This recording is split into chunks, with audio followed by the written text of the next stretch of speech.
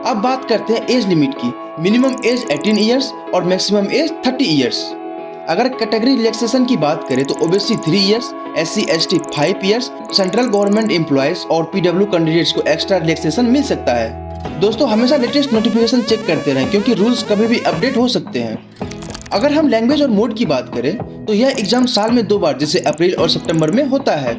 अगर मोड की बात करें तो यह पूरी तरह ऑनलाइन मतलब CBT है और पेपर की लैंग्वेज सिर्फ इंग्लिश होती है, इसलिए इंग्लिश मेडिकल टर्मिनोलॉजी की अच्छी अंडरस्टैंडिंग बहुत जरूरी है। नॉर्सेट एग्जाम 2 स्टेज में होता है, स्टेज 1 प्रीलिम्स और स्टेज 2 मेंस।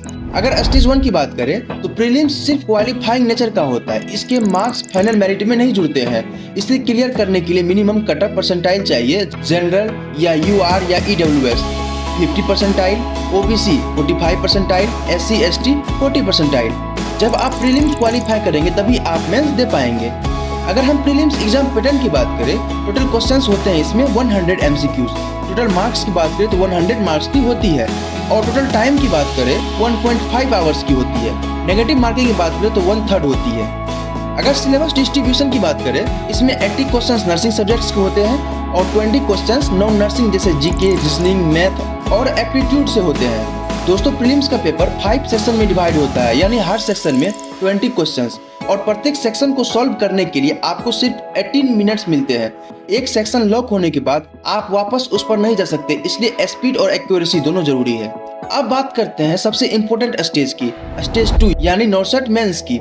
याद रखिएगा आपका फाइनल सिलेक्शन और ऑल इंडिया रैंक पूरी तरह से इसी मेंस एग्जाम के स्कोर से तय होती है।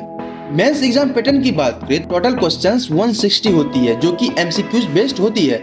टोटल मार्क्स की बात करें तो 160 मार्क्स की होती है। टोटल टाइम की बात करें तो 180 मिनट्स यानी 3 आवर्स की होती है।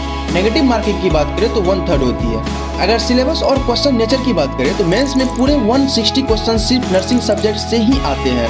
यहाँ कोई नॉन नर्सिंग पार्ट नहीं होता है, लेकिन क्वेश्चन का लेवल बहुत हाई होता है। इसमें scenario based questions, clinical case studies, image based questions, critical decision making questions पूछे जाते हैं। इसका मतलब साफ है, यह रट्टा काम नहीं आएगा, प्योर कॉन्सेप्ट क्लैरिटी चाहिए।